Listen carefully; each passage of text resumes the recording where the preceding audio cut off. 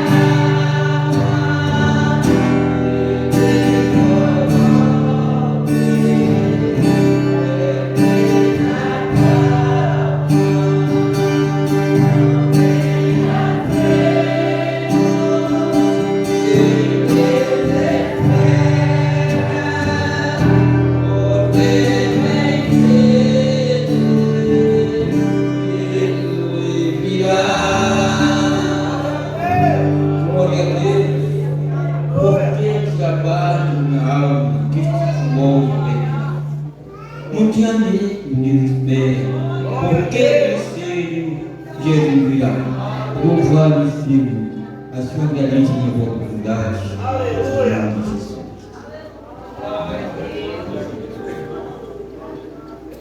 Glória a Deus. Cumprimento a igreja, papai do Senhor.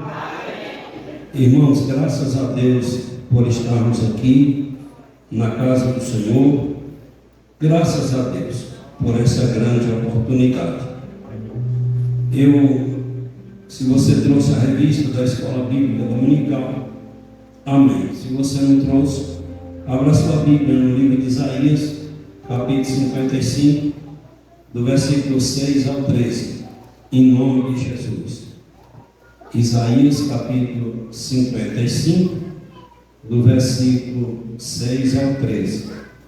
Glória a Deus. Como domingo, a gente não fez a escola bíblica, e a gente passa o assunto quando é dia de Santa Ceia, que passa o assunto da escola bíblica na terça-feira.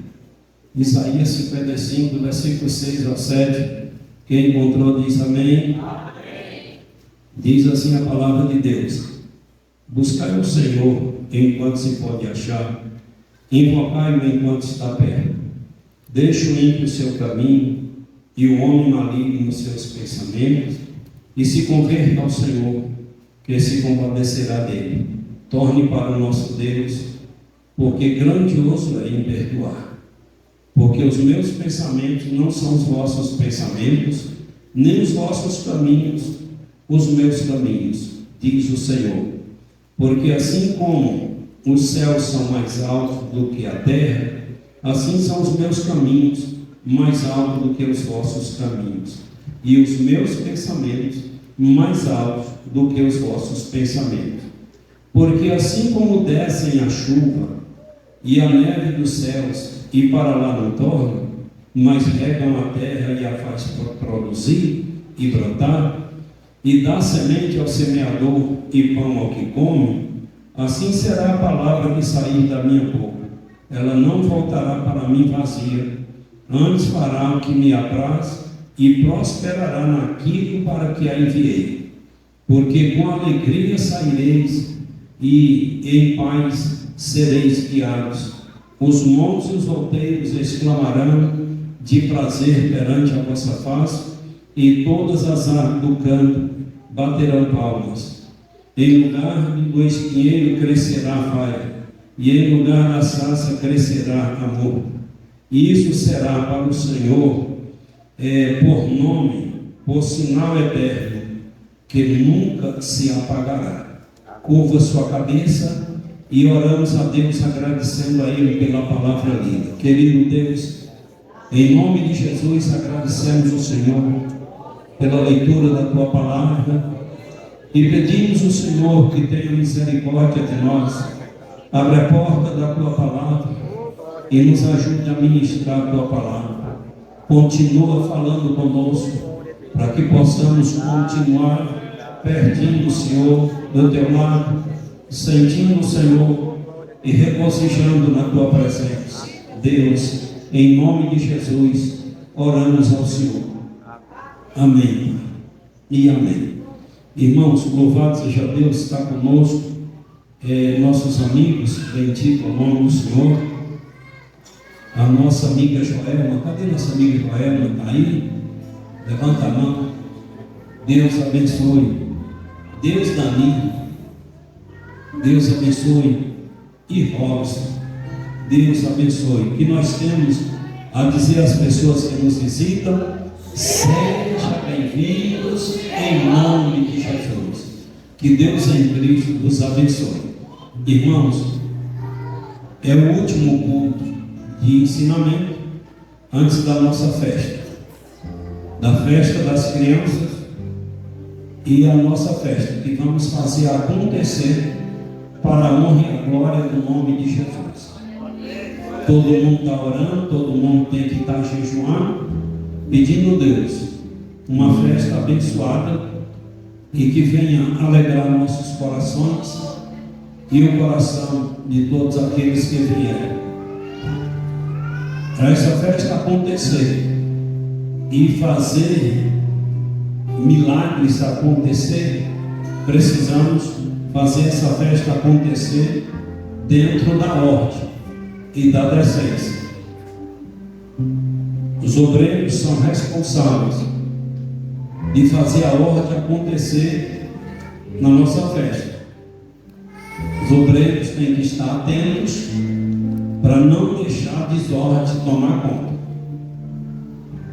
Nós sabemos que crianças não têm noção, então nós precisamos ajudar.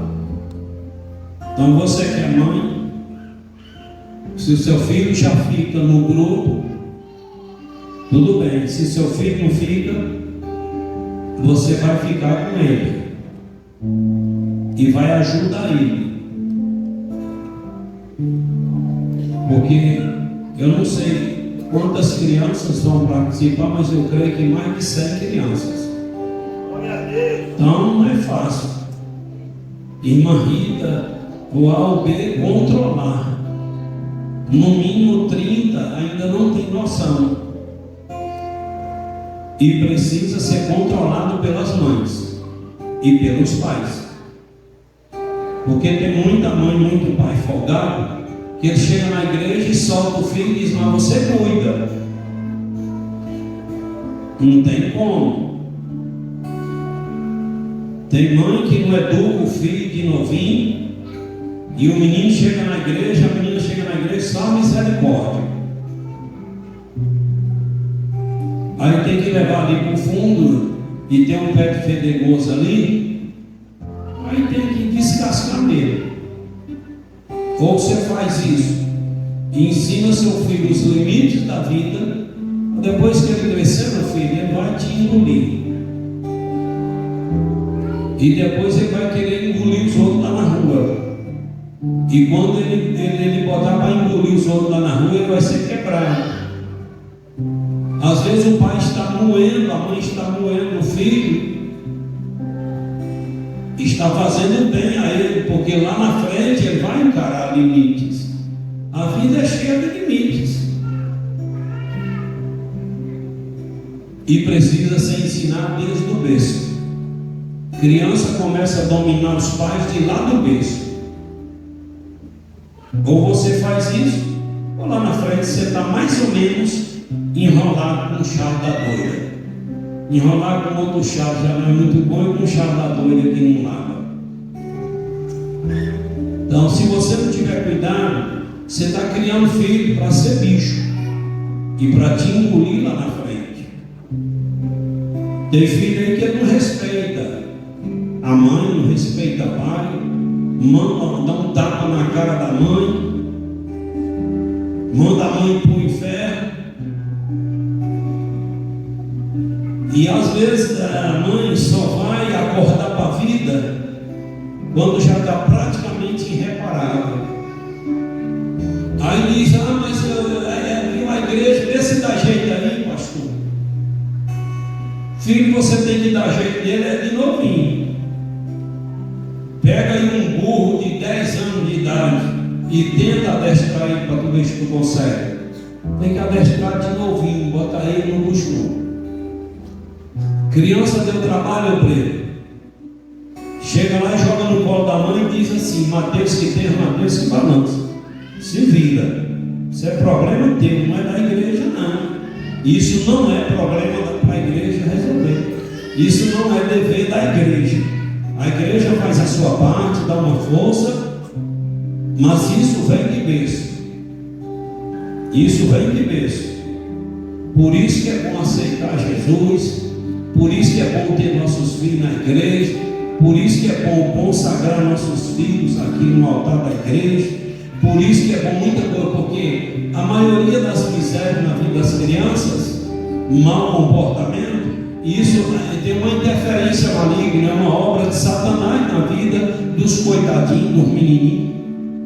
Mas muitos pais não pensaram. Às vezes o menino é fruto de um pecado, é fruto de uma miséria que os pais fez lá atrás. E aí chega, infelizmente, são coisas que é quase irreparável. Então precisamos acordar para a vida. Eu mais Julinha não faz mais filho. Mas hoje é Eliel falando, cadê Eliel? Está aí? O moço não está aí não? Aí Eliel falando que o auxílio de maternidade, que é 5 mil. Eu disse, misericórdia, é dinheiro demais, menino. Então vou pedir Julinha para desligar para nós fazermos uns 5 ou 6 filhos, e nós iremos. 5 mil reais é dinheiro demais, rapaz. É dinheiro demais. Certo? Então precisamos pensar. Quando meu menino estava pequeno, Diego ia fazer 6 anos, De Leon tinha 10 meses, e Heloísa não tinha nascido, não era gente. Eu falei para a gente, bora para a igreja, bora enfiar nossos filhos na igreja, bora criar nossos filhos na igreja, para ver se a gente consegue ter uma velhice de paz. Porque está uma miséria, a droga chegou no nosso lugar e está destruindo. E bora cuidar de criar nossos filhos na igreja. Pensamos em tempo, enfiamos nossos filhos na igreja e fomos colocando Deus na cabeça deles, na cabeça deles, e conseguimos salvar nossos filhos. Então muitos pais, muitos jovens não pensam nisso. Não, mas está bom demais, é fazendo filho aí de qualquer jeito, sem pensar em igreja, sem pensar em educar dentro da igreja. Aí eu botei na escola, meu filho, onde o menino aprende mais coisa miserável nas escolas que não fala a língua de Deus. Que Deus te abençoe em nome de Jesus. Louvado seja o nome do Senhor. Ei, eu preciso de dinheiro para comprar carro. Semana passada, na festa da Senhora Jó, pedimos ao Senhor, e agora é todo mundo. E eu preciso de R$1.500 para pagar a carne quinta-feira. Já mandei separar a carne.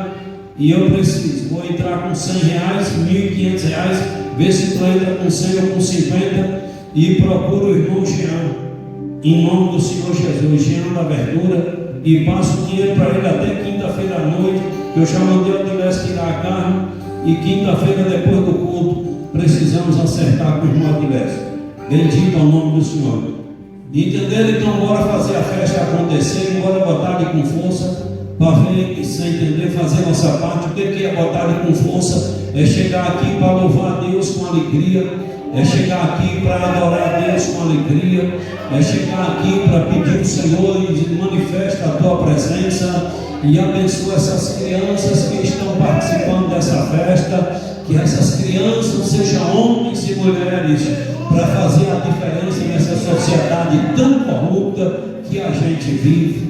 Então bora torcer, vamos pedir Deus, batiza essas crianças com o Espírito Santo, renova essas crianças com o teu poder e ajuda essas crianças a se dar bem na vida, em nome do Senhor Jesus Cristo. Então precisamos abraçar essa causa, precisamos comprar essa briga com Satanás e vencer em nome de Jesus. Então sábado e domingo estaremos aqui vencendo essa guerra contra Satanás e abençoando essas crianças para a glória e a honra do santo nome do nosso Deus. Nós vamos começar o nosso trimestre, porque era para começar domingo passado e não deu. Louvado seja Deus, você que está aí com a revista aí.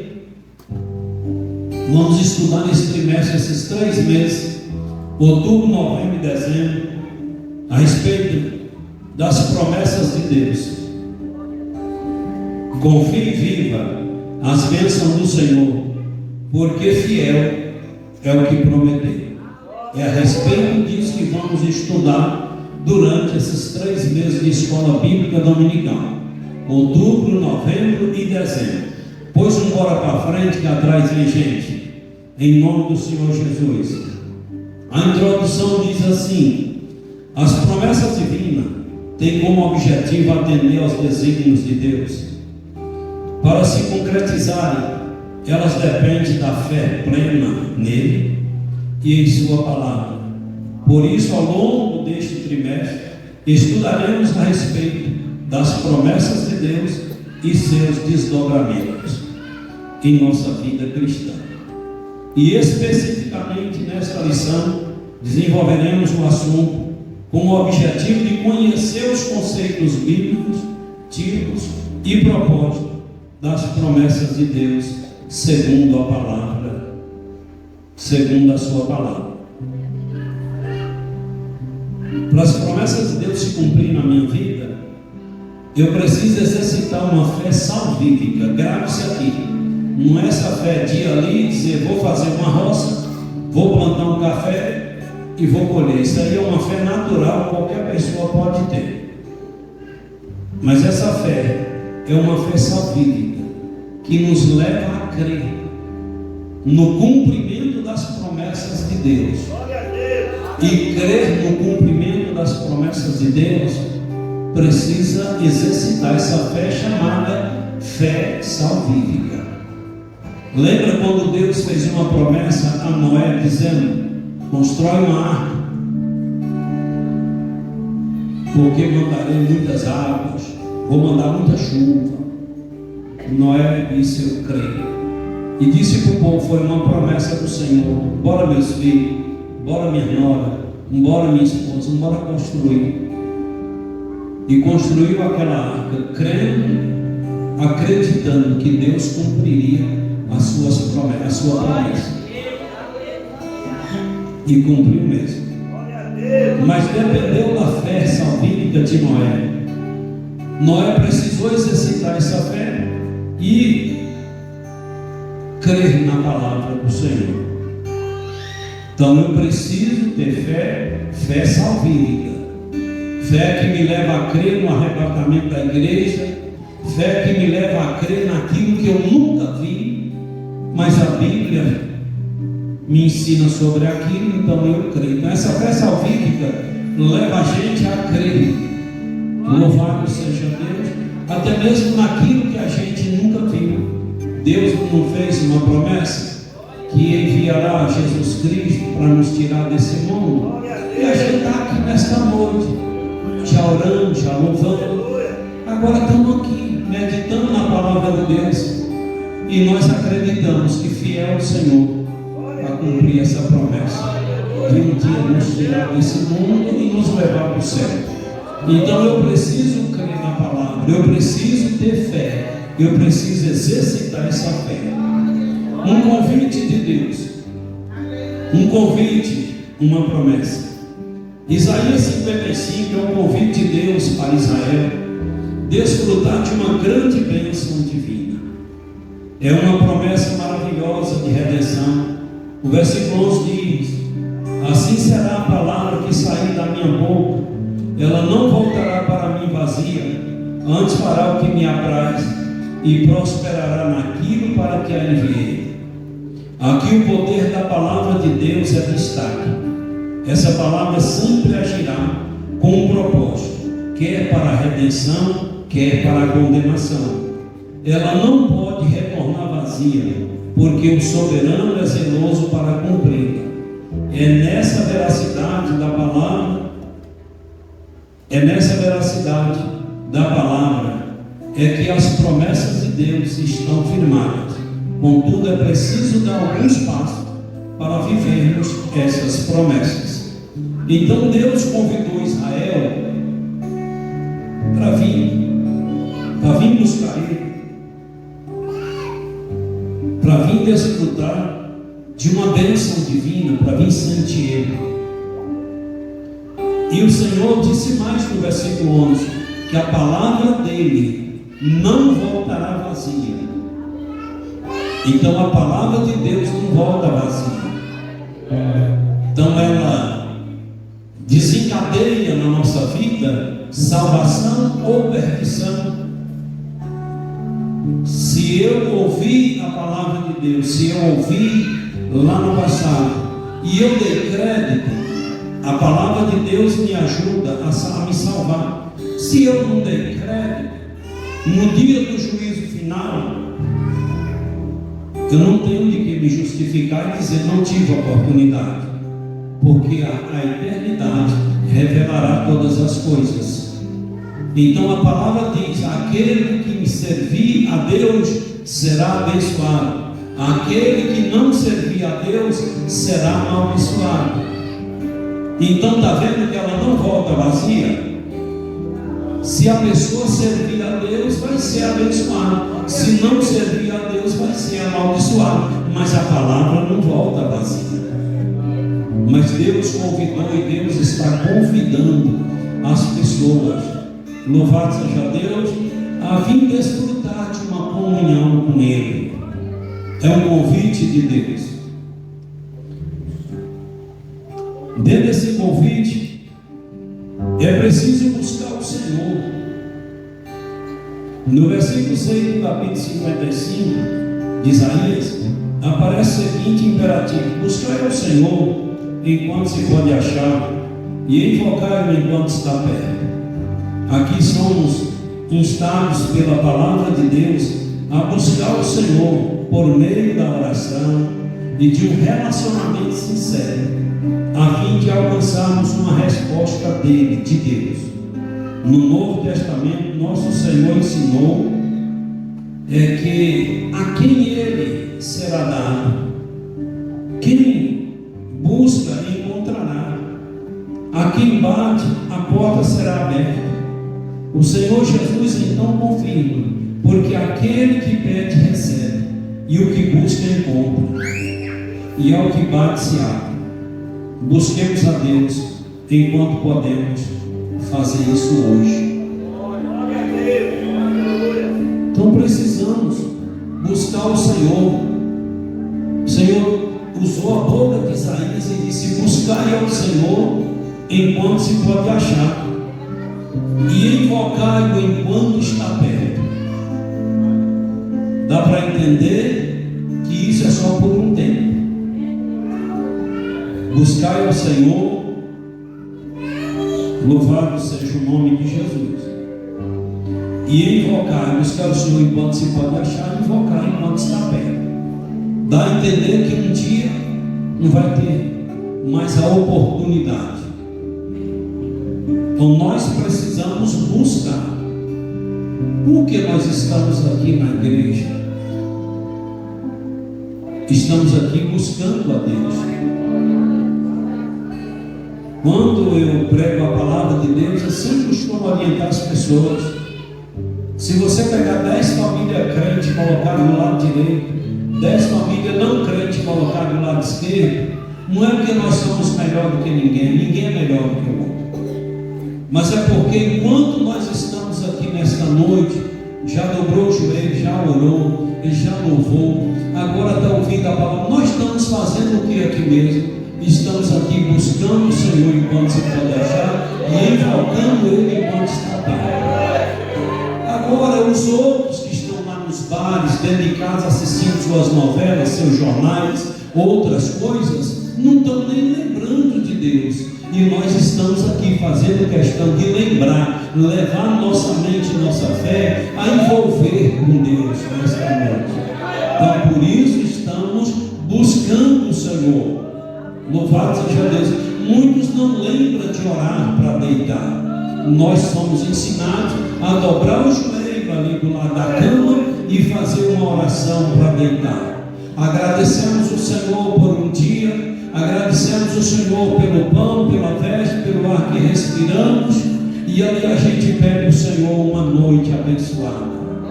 De madrugada nós costumamos levantar e dobrar os joelhos e falar com Deus pelas madrugadas. E de manhã cedo, quando a gente levanta, dobra o joelho de novo e diz: muito obrigado por essa noite, por esse sono maravilhoso. E peço ao Senhor, Deus, que me dê um dia abençoado, livra-nos de todo mal. Aí quando a gente vai para a mesa tomar café, que a gente senta para tomar café, que ali a gente curva a cabeça e fecha os olhos e agradece o Senhor pelo pão. A gente chega no serviço, a gente curva a cabeça e fecha os olhos 10 segundos e diz: Senhor, abençoa meu trabalho. Meio-dia, do mesmo jeito, quando a gente senta para almoçar, ora a Deus. E aí, quando a noite vai jantar, do mesmo jeito, o negócio é Deus e Deus. Nós respiramos Deus. Então temos consciência de que estamos buscando a Deus, que nós estamos buscando o Senhor enquanto se pode achar, e estamos invocando Ele enquanto Ele está perto. Por isso que nesta noite eu estou sentindo a presença dEle aqui, você está sentindo a presença dEle aí, porque nós estamos estamos buscando o Senhor, não é campanha de oração, nós temos costume de jejuar X vezes por semana, é assim. Bendito é o nome do Senhor.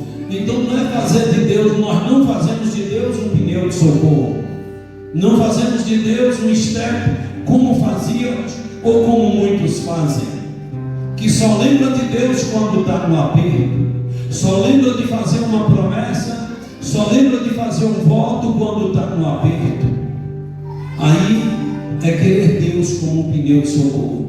Mas nós estamos aqui buscando o Senhor enquanto se pode achar. Um convite de Deus é preciso se arrepender.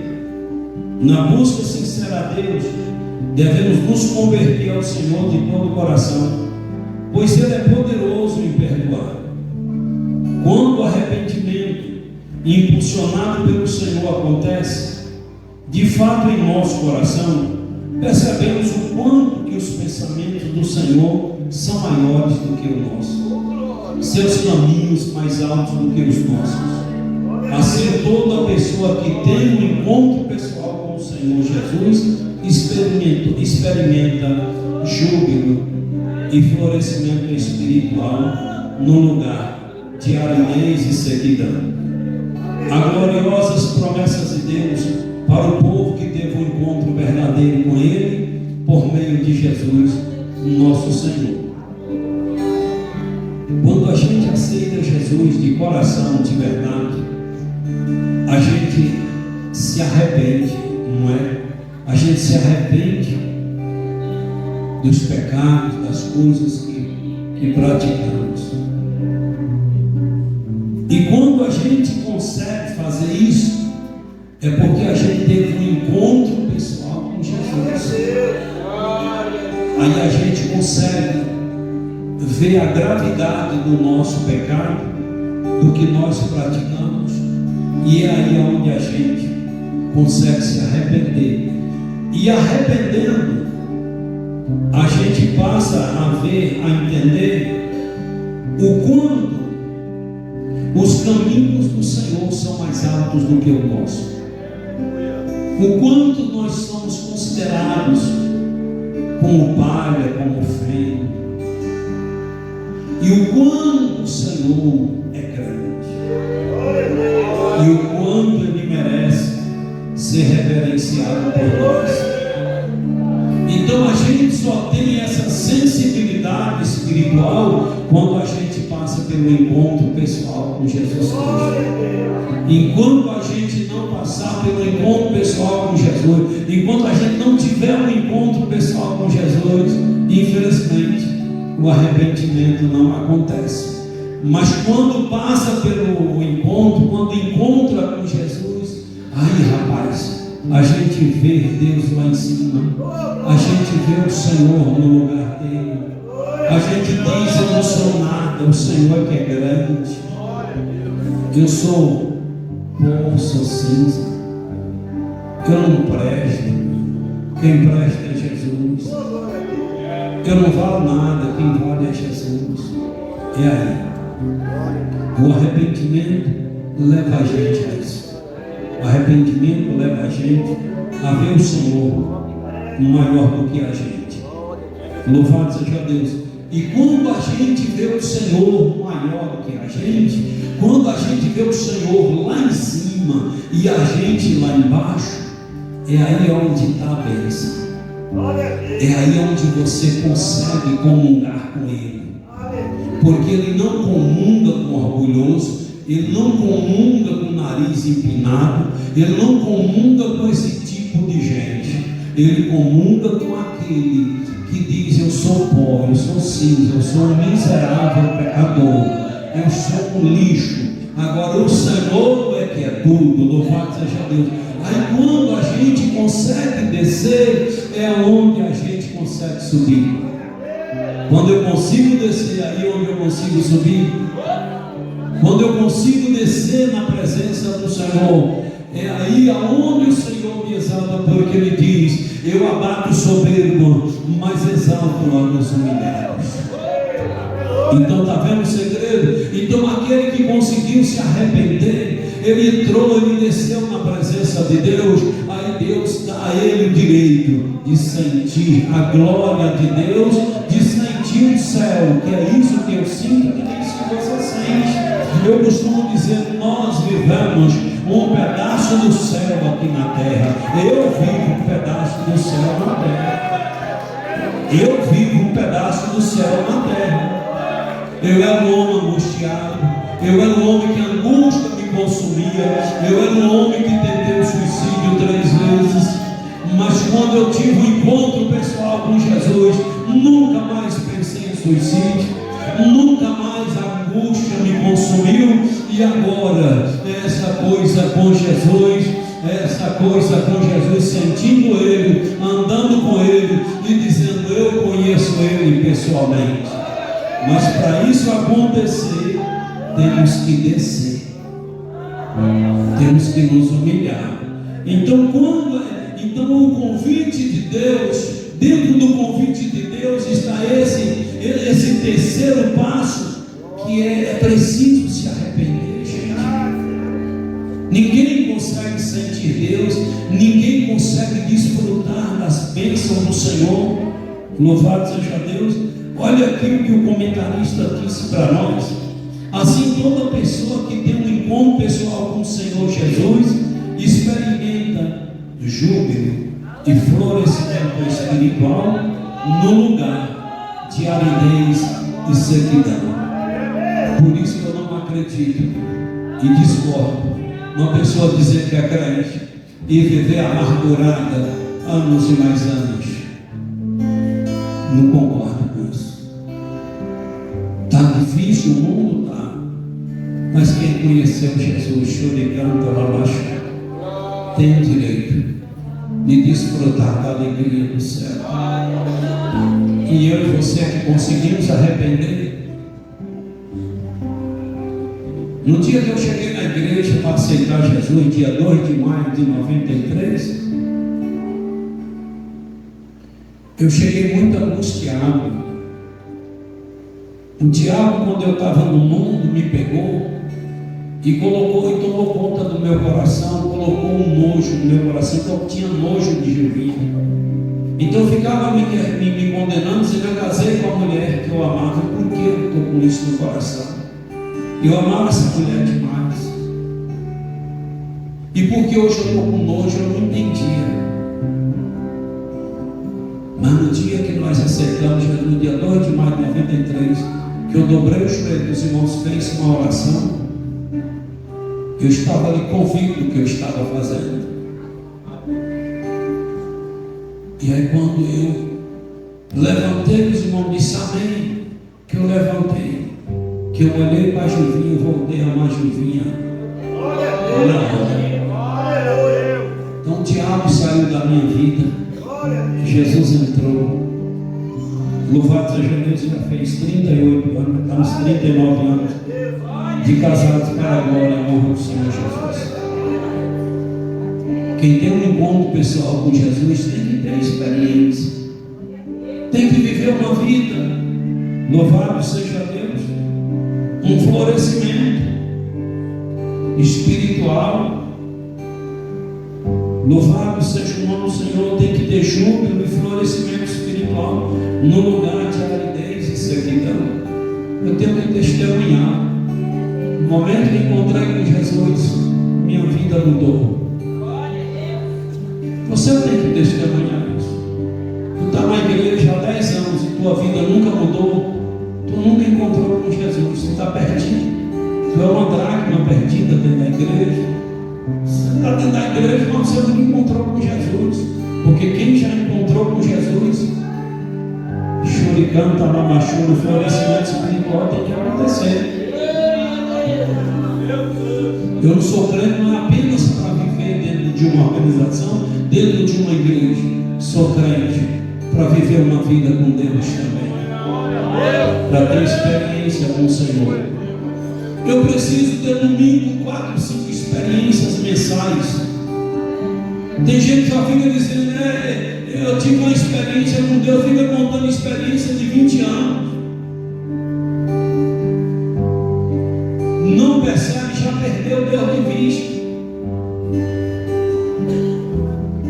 Eu vejo Deus nas simples coisas. Eu vejo Deus em tudo. Churicando, calabachuri. Domingo atrasado eu passei o dia falando para Gilvino, estou com vontade de chupar jabuticaba. Gilvino, então vamos ligar para o irmão Tião, da irmã Adriana, lá na roça do pai dele, tem, quem sabe já não tem. Aquela vontade. E eu disse, de noite à noite no culto, eu converso com o irmão Tião, para ver se a semana nós vamos lá na veretinha, na casa do seu Zé. Daqui a pouco, rapaz, chegou o final do culto. Louvado seja Deus, é meu irmão Danilo, da irmã Regina. Pastor, fui pegar um jabuticaba, lembrei do senhor e trouxe essa sacola de jabuticaba para o senhor. Eu disse, rapaz, Deus é grande, é por isso que eu digo que eu sou pastorado. Está vendo como é que eu sou pastorado, Danilo? Jesus cuida de mim, rapaz. Para que plantar jabuticaba se Jesus manda vocês plantar? Louvado, eu tenho que fazer outras coisas, então vocês se viram e cuide. Jesus ainda toca e ai de Danilo, se eu não tivesse trazido. Jesus puxava na orelha dele e ele teve que trazer ainda. Aí eu cheguei lá em casa depois do culto, sentei e falei, Givinha, como Jesus é maravilhoso. Deus é tremendo, churicanta, labachura. Pastor, foi uma sacola de jabuticaba. Eu vejo Deus nas simples coisas. Agora tu não vê nada, tu não vê Deus em nada, né? Eu estava preocupado com o dinheiro do terreno lá na Engazeira. E faltava um dinheiro. Pensou que não, irmão Santo, da irmã Leandro. Cadê o irmão Santo? Está aí ou não? Está não, né? Está botando poste de energia por aí. Aí, rapaz, e lá, irmão Santo, lá pro lado de Mucugê, falou com o irmão lá a respeito da igreja. Daqui a pouco o irmão disse, pois eu vou ajudar também. Comprei esse terreno. Daqui a pouco o irmão Santo já me ligou e disse, o irmão vai mandar X, mas ele vai fazer um pix aqui para a conta de irmão Isaac. Eu disse, é o restante do terreno, irmão Santo, que está faltando. Eu vejo Deus, eu sinto Ele andando assim comigo, sabe? Então eu preciso sentir Ele, eu preciso viver Ele, eu preciso desfrutar, eu preciso no lugar da aridez e sequidão, louvado seja o nome do Senhor, desfrutar de um avivamento espiritual, de uma comunhão espiritual com Ele. Bendito o nome do Senhor. Então o arrependimento me leva a viver isso. Bendito o nome do Senhor nosso Deus. Então eu preciso viver isso. Louvado e engrandecido ao nome do Senhor. Glória a Deus. As promessas e seus fundamentos. A promessa na Bíblia. A palavra promessa está presente ao longo de toda a Bíblia. No Antigo Testamento, embora a palavra não esteja registrada claramente, pode ser constatada pelo que o Senhor promete a Abraão, Isaac e Jacó. Tu sabe disso. No Novo Testamento é dominante a mensagem de que as promessas do Antigo Testamento foram cumpridas na Nova Aliança. Ainda no Novo Testamento, o Deus Todo-Poderoso realiza novas promessas como extensão da obra salvífica de Cristo, em que os fiéis que dormem no Senhor serão ressuscitados e os corpos dos que ficarem vivos serão transformados por ocasião do arrebatamento da igreja. Portanto, podemos afirmar que a palavra promessa refere-se ao ato ou efeito de Deus comprometer-se com alguém em relação a alguma coisa. Deu para você entender? Deus vinha fazendo menção a respeito da vinda de Jesus, a respeito da salvação. Desde lá do Éden, quando ele puniu Adão e Eva, ele olhou para a serpente e disse, da semente da mulher nascerá um que esmagará a tua cabeça. Deus fez promessa desde lá do Éden. Isso passou anos e mais anos, mas Jesus veio. Jesus veio para redimir, morreu, foi crucificado, sofreu, sepultaram o corpo dele na sexta-feira à tardezinha, mas domingo ao amanhecer, ele ressuscitou para a glória de Deus. Bendito o nome do Senhor. E Deus fez promessa de um dia arrebatar a igreja dele, até aqueles que já morreram servindo a Deus, aqueles irmãos que morreram fazendo a vontade de Deus, estão lá na sepultura. Mas a Bíblia diz que quando Jesus raiar nas nuvens, a sepultura vai ter que dar esses corpos. Eles serão arrebatados. A Bíblia diz que os que morreram em Cristo subirão ao encontro de Jesus na nossa frente. Depois os que estiverem vivos imediatamente atrás. E Jesus receberão todos, canta lá nos ares. Formaremos uma grande igreja e aí subiremos para o céu com o Senhor Jesus, para desfrutar de uma festa chamada Bodas do Cordeiro. 7 anos lá no céu, o Senhor vai nos dar esta festa. E interessante que aqueles que morreram sem servir a Deus, que estão debaixo da terra, nesse dia não vão ressuscitar. Vão ressuscitar depois de 1000 anos, lá no final do milênio, a prestar conta, para serem lançados na condenação eterna. Não tem mais como absorver ninguém, viu, irmão? Quem morreu salvo é salvo, quem morreu perdido é perdido, diz a palavra do nosso querido e eterno Deus. Então vamos se esforçar para a gente não morrer perdido. Deus fez essa promessa e está de pé. E para você ver o quanto a promessa de Deus, o quanto a palavra do Senhor é forte. Já pensou se fosse um escritor qualquer aí, que tivesse deixado escrito que Jesus ou que alguém viria arrebatar a igreja? Você entendeu? Muitos não iriam acreditar. Eu não vi Jesus, eu só sinto Ele como eu estou sentindo nessa noite. Porque a Bíblia diz que onde tiver 2 ou 3 reunidos no nome dele, ele disse: ali estarei eu no meio deles. E aqui tem mais do que 2 e mais do que 3. Então a presença de Jesus, isso aqui não é emoção, não é dogma de igreja, não é coisa de homem. A Bíblia Sagrada que diz que a presença dele está aqui. Bendito o nome do Senhor. Mas Jesus deixou escrito, e o que Jesus deixou escrito é tão forte que eu nunca vi Jesus cara a cara. Tem uma esperança no coração, porque a Bíblia diz que quem tem a esperança de ver Ele um dia, purifica-se a si mesmo como Ele é puro. Tem uma esperança de um dia olhar no rosto dele e ver Jesus face a face, e dar um abraço nele e agradecer Ele pessoalmente, olhando no rosto dele por tudo que Ele fez por mim. Mas eu nunca vi Jesus. Eu nunca vi Jesus vencendo a gravidade. Nunca vi Jesus ficando sobre as nuvens. Eu nunca vi ninguém sendo arrebatado, vencendo a gravidade. Mas eu e você cremos, porque a promessa dele é forte, a palavra dele é forte. A gente crê de todo o coração que Jesus vem, que Ele vai raiar sobre as nuvens e que nós subiremos ao encontro dele. Mas como é que vai ser isso, pastor?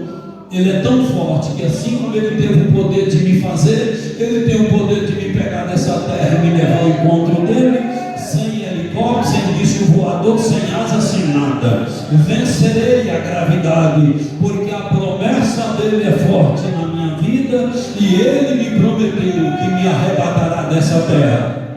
Acabou. E para crer numa promessa dessa, só a fé salvífica. Mas sabe por que nós cremos? É porque a palavra dele é forte demais. A palavra dele é genuína, a palavra dele é unção pura. Então quando Jesus promete uma coisa, isso crava no coração da gente e não tem quem tire. Fica no coração, e nós cremos na promessa do arrebatamento da igreja. Deus é infalível. Como vimos na leitura bíblica em classe, em Em Isaías 55, o Todo-Poderoso não falha em suas promessas. Coisa tremenda. Essa afirmação está fundamentada em seu propósito, em seus próprios atributos incomunicáveis. Isto é, servimos a um Deus onipotente, onisciente e onipresente. Onipotente porque possui todo o poder, onisciente porque sabe de todas as coisas, Ele sabe o que eu vou pensar amanhã, Ele sabe o que vai acontecer o ano que vem, e onipresente porque Ele está em todo o tempo, em todo lugar ao mesmo tempo. A presença dEle está aqui, a presença dEle está no culto lá no Japão, a presença dEle está no culto lá na Alemanha. Então Ele é onipresente, Ele tem esse atributo, Ele tem o poder de estar em todo lugar ao mesmo tempo. É o nosso Deus. Glória seja dada ao nome do Senhor. Com atributos incomunicáveis nos referimos aos atributos que ser humano alguém pode ter. Somente Deus. Somente Deus. Por exemplo, o ser humano não tem um poder na terra. Não tem um poder na terra. Não conhece todas as coisas. Nem pode estar em vários lugares ao mesmo tempo. O Todo-Poderoso tem essas capacidades como constituintes de sua própria natureza. Por isso ele não falha e não muda. O profeta Isaías constata essa verdade dizendo: ainda antes que houvesse dia, eu sou, e ninguém há que possa fazer escapar das minhas mãos, e operando ele, quem impedirá? Então, esse é o nosso Deus. Ele é infalível. Ele é infalível. Deus zela por sua palavra. Ele zela pela sua palavra. Como vimos em Isaías 55, a palavra que sai de Deus tem um propósito determinado para cumprir. Aqui está embasada a fidelidade de Deus, e por isso Ele garante o cumprimento das suas promessas conforme estão expostas em sua poderosa palavra. Há uma declaração solene do profeta Jeremias a respeito de como Deus cumpre a sua palavra. Ainda veio a mim a palavra do Senhor dizendo: quem é que vês, Jeremias? E eu disse: vejo uma vara de amendoeira. E disse-me o Senhor: viste bem, porque eu velo sobre a minha palavra para cumprir. Fiel a Ele para cumprir a sua palavra. Ele zela por aquilo que fala. Às vezes eu posso voltar atrás, tu pode voltar atrás. Às vezes eu posso não garantir uma palavra, tu pode não garantir a palavra, mas Ele zela por sua palavra. Ele zela. Tipos, 10 minutos eu encerro.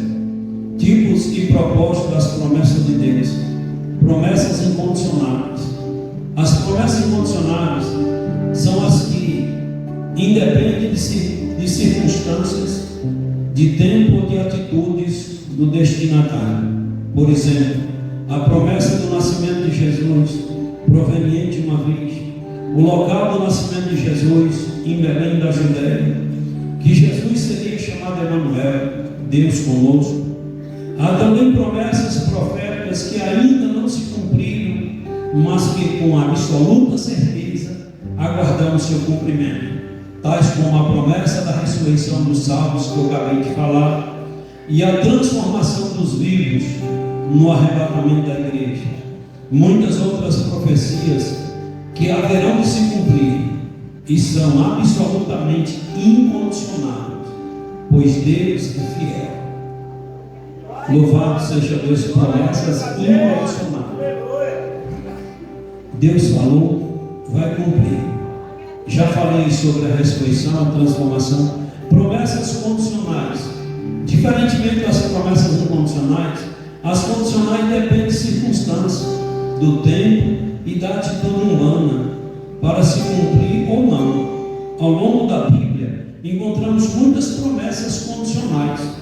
Promessa de saúde plena ao povo judeu, condicionadas a obediências às ordenanças divinas, variadas promessas condicionais também à obediência do povo, promessa de receber o perdão de Deus, condicionadas a perdoar o próximo que nos ofende, promessa de permanecer no amor de Deus, de guardar os mandamentos de Cristo. As promessas incondicionais são as promessas de Deus para nós. As promessas condicionais dependem de nós. Depende de nós. Tem promessa que Deus fez para a minha vida ou para a tua vida que só vai se cumprir se eu e você obedecermos a palavra. Se não obedecermos a palavra, são promessas que vão ser engavetadas. Então eu preciso ter consciência o que é uma promessa incondicional e o que é uma promessa condicional. Independente de A ou B, louvado seja Deus, Deus cumpre a sua palavra em promessas incondicionais. Que o homem acredite ou não, Jesus veio buscar a sua igreja porque Ele prometeu. Mas algumas promessas, Deus fez promessa de cura e disse: se você obedecer, X promessa se você obedecer e tal. Então entende o que é promessa incondicional e promessa condicional. Lembra que Deus fez uma promessa para o povo de tirar o povo do Egito e levar para a terra de Canaã?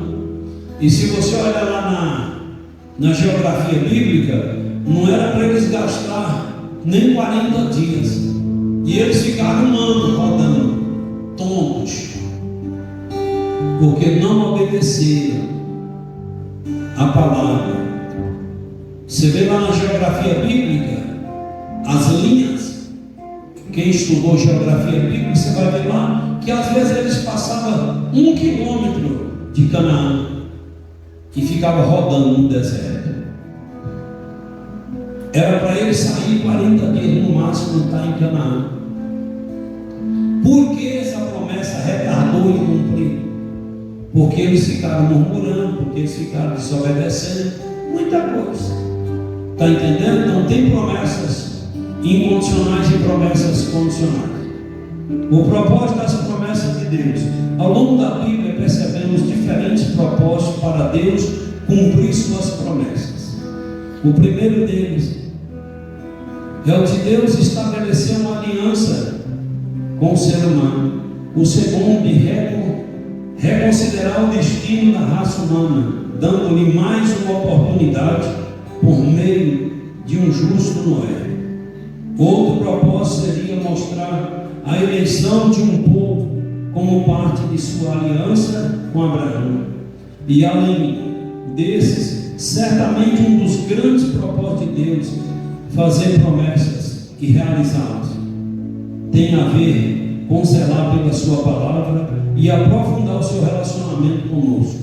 Quando experimentamos o cumprimento das promessas de Deus, temos a certeza inabalável de que Deus se relaciona conosco e por isso não estamos sozinhos no mundo. Que Deus em Cristo te abençoe. Louvado seja o nome do Senhor. Que possamos continuar acreditando nas promessas de Deus e que assim como Ele cumpriu as promessas dele na vida de A e B, pode cumprir também a sua promessa na minha vida e na sua vida. Basta crermos e cumprir com o nosso dever. Que Deus em Cristo te abençoe. Enquanto a igreja ora e intercede, eu convido nossos amigos que ainda não são crentes para vir receber Jesus como Senhor e Salvador da tua alma, da tua vida. Se Deus tocou no seu coração e você quer tomar essa decisão, eu te convido para levantar e vir aqui à frente para nós orar você. Louvado seja o nome do Senhor. Se Deus tocou no seu coração, levante e venha. Há poucos instantes ali na Secretaria Vida, aceitaram Jesus como Senhor e Salvador. Mas você que ainda não tomou a sua decisão, venha tomar sua decisão hoje, para que as promessas de Deus possam cumprir na tua vida. Toca nessa pessoa que está do seu lado, irmão. Não perca tempo não, porque Jesus pode voltar hoje, ou a gente pode morrer hoje. Toca nessa pessoa que está do seu lado e fale para essa pessoa: vamos hoje, tome a sua decisão hoje, em nome de Jesus. E já tocou nessa pessoa aí? Já deu uma força? Que Deus em Cristo te abençoe e que essa não seja a última oportunidade da sua vida. Depois, no encerramento, se você sentir que quer tomar sua decisão e quer ir ali na secretaria, chama um dos irmãos, uma irmã que você conhece e vai lá. Igreja, fica de pé e vamos orar e encerrar o nosso culto em nome de Jesus. Quantos necessitam de oração? Eu e minha casa também necessitamos das vossas orações. Querido Deus, em nome de Jesus oramos ao Senhor para te agradecer, Pai, por esse tempo que passamos aqui, e agradecemos ao Senhor por esta palavra que o Senhor preparou para nós. Pedimos ao Senhor, Espírito Santo, que nos ajude a continuarmos crendo que Deus é um Deus de promessas e que Deus é um Deus que cumpre as suas promessas nas nossas vidas.